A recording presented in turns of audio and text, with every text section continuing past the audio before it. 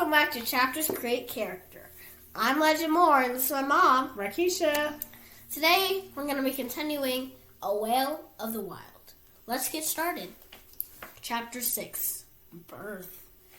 Mother makes a groan in her sleep and wakes up. Uncle Wriggle is beside her.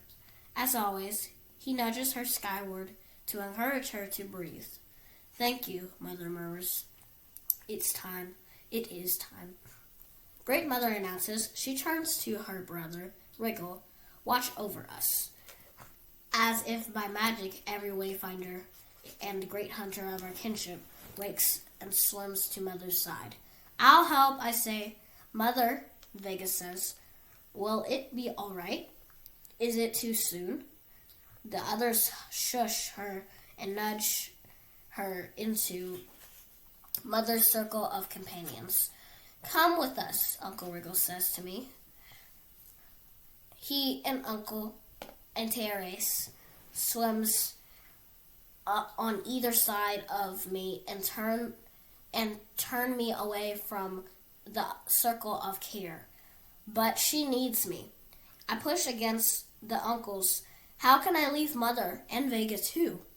I promise I never would.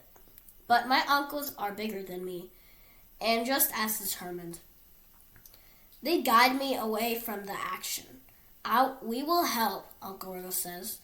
We will guard, Uncle Antares adds. I don't want to guard. I want to be in the circle of companions. But I can't overpower my uncles. They are huge compared to me. Still, I bet I can outsmart them. I point my clickstream at the first rocky crevice I see. Oh, look, an octopus! Once, when I was quite small, an octopus dared to lay tentacles on me. Uncle Wriggle scooped the fellow up his head and lifted him out of the the water in a single leap. He threw the octopus splat against the side of a passing watcher boat. What we call whale watching. Like whale watching, you know. Mm-hmm. Surely the prospect of a lurking octopus will distract my uncles now. I squirm out from between them and head back to the mothers and Vega. I'm here, I announce to the circle of them. I'll help, I add when my greetings get no response. Mother is in the middle. The others are sending comfort pulses of clickstream over her body from nose to tail. Here she comes, Great Mother says in her most soothing voice. Almost there, Aunt Nova croons. A stream of yellow squirts out of Mother's tail, and does it hurt? Vega says. Is it awful? Don't be troubled, my bright star. Mother says, I am strong. I'm here. I call out. I'll help. Hey, Uncle Antares says, poking me in the belly with the fin. Come help me chase away the sharks.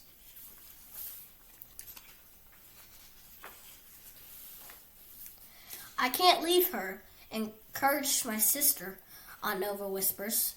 You are strong, Great Mother. Low.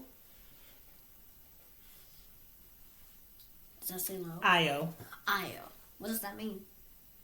I just think it's a name. It's that Great Mother's name. Oh, because there's different Great Mothers. Like there's different grandmas in every family. Right.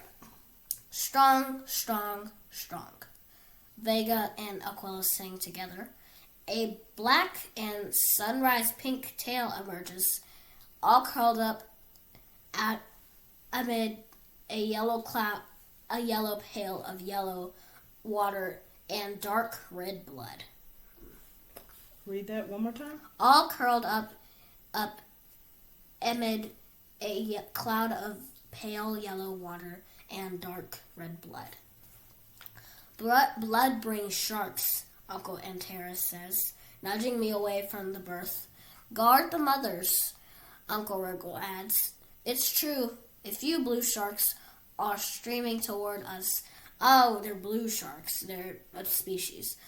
Uncle Wriggle is already in the fray, whacking their pointy noses with us with his broad and sturdy tail. Uncle Antares bites into one and gives a firm shake before letting it go. Good game. I go after a shark, nipping its tail until it decides to move along. I patrol for more intruders, but always circle back to check on Mother. The last time she had a baby, the baby's tail stayed curled up like a snail in a shell. That baby never had a beating heart. I'm almost afraid to look. But when I do, I see Great Mother gently stroking a tiny and perfect shaped tail. Yes, I leap and spin in the air. Then I roll in a happy fizz of bubbles. A stray octopus catches me in the eye, a huge one, walking across the bottom of the sea. Danger! I swoop down and take the creature by the head. It immediately wraps 3 tentacles around me. I spiral in one direction and then spin back the other way to break its grasp. I give it one firm whack with my tail, like this. That's not this. I watch it go with satisfaction. Oh, it inks me and then slithers away. I watch it go with satisfaction, and then I wave my flippers at the cloud of ink so that I will not drift over. It will not drift over and annoy the mothers. I circle back to them. The wayfinders have moved skyward. They breathe as one. Great Mother and Aunt Nova hold the new baby delicately between them, raising my tiny black and golden pink sister to the skin of the sea. Yes, she's born! I leap for joy. She's here, I shout. I spin around the circle of mothers, spiraling with excitement. No one answers me, not even Vega. I stop spiraling. I swim around them. Slowly this time. Mother gives a small groan. A thing floats out of her body as white as a bone. As white as a bone. Yeah. And as bendable as a stalk of seagrass. It is baby-sized and empty. It floats for a moment, then it sinks to the depths. Mother? I move closer. No one looks at me. No one looks at me. I look at my new sister. Capella, the one we have been waiting for. The one who will bring us luck. Aunt Nova lifts her to breathe. Great Mother presses gently against her little stomach. A yellowish stream leaks out of her mouth. Capella's eyes are closed. Her breather on top of her head opens and shuts, but air doesn't go in. Mother, I say again. A silence falls over the group. Mother faces her baby and click streams over her ever so tenderly. Is there a heartbeat? I can't tell. I want to reach out to Capella with my own click stream and see for myself if her breathing parts are filling and emptying as they should. But I don't dare. Uncle Wriggle swims up beside me and faces his sister and all the daughters and great daughters.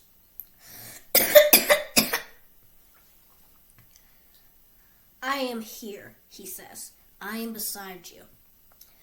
I long to slip into Uncle Wriggle's swim shadow and lean on his strength, as I have so often before.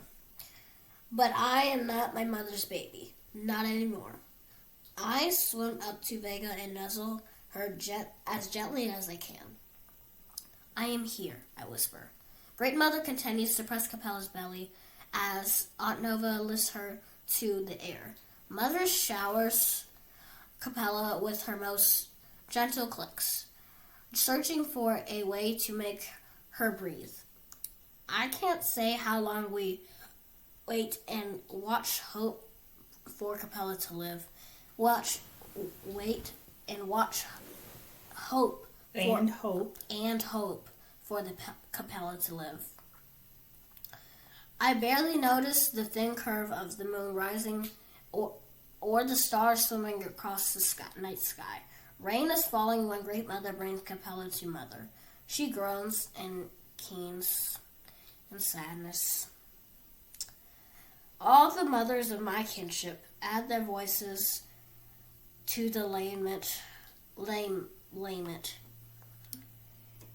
It's nothing like any other song they sing, high-pitched and fierce and full of longing.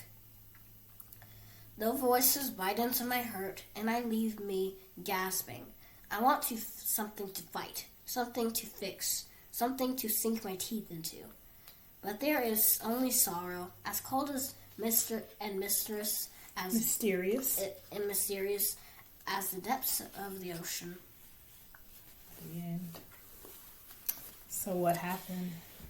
Well, Capella died because they were trying to push her up, so she could breathe. Mm-hmm. But her breather hole or whatever you call it is it opens and shuts, but air doesn't come in.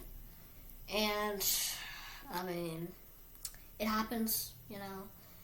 It happens a lot with newborns.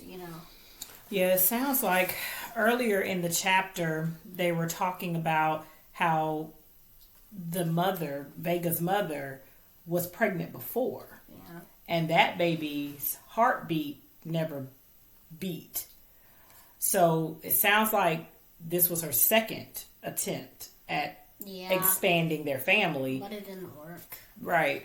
And it sounds like, in general, from what the Great Mother, her comments in the last chapter, it sounds like this has been a challenge for not only just their family, their pod, but also for other pods, in general, like whales in general. Yeah. That having a baby brings, what they said, great luck, but then it also is very difficult to have a live baby, be born and be healthy and be strong and, carry on. So it's very sad that this is not just her latest loss, but her second loss. That's very sad. It is. Wow. Any questions for me on the chapter other than that? Well, throughout the whole chapter, what happened? It was, we know from just leading up to chapter 5. Yeah. Vega was super excited. Yeah. About the birth of her sister. She's been talking about her sister since chapter 1. As soon as we got the introduction to the family, she was all about Capella, right? I'm going to play with her. Mm-hmm. I'm going to do this and stuff. And it's that's devastating. That's very sad. You didn't expect that, No. None of us did. No. It's just, I don't know. I just hate when shows and books make it, kind of sad. But here's the thing, though. That's the life cycle, right? It is. It truly is. Because everything dies at some point. Mm-hmm. That's alive. Right. So, that goes with plants, that goes with animals, that goes with humans. So it's very, I would just say a true example of the life cycle. But, here's my thing, and this is just my last thought, is that I'm curious, did this have, the last 2 births that she's given, does this have anything to do with maybe the conditions of the ocean and the conditions of their eating? Maybe. Because she hasn't eaten enough? The ocean, those bubbles and things that we talked about before. I feel like maybe was that pollution? more of the eating. It might. I don't know. I don't know. But they it's never very. told. I don't think they ever told. Well, they may. Like they might in further chapters. They may have more insight. But either way, it's just devastating that some of the things that are happening in our oceans are causing, some of the things for the expansion of species to grow is lacking, because of the conditions of the ocean, and that's really sad. But that's all we got for today. Do you want to take us out? Yeah, sure. Bye, everybody. I hope you join us for the next episode. Bye. All right. Again, join us for, what channel is this? Chapters Create Character. Well, thanks you guys so much for joining, and we'll see you on the next video. Bye. Bye.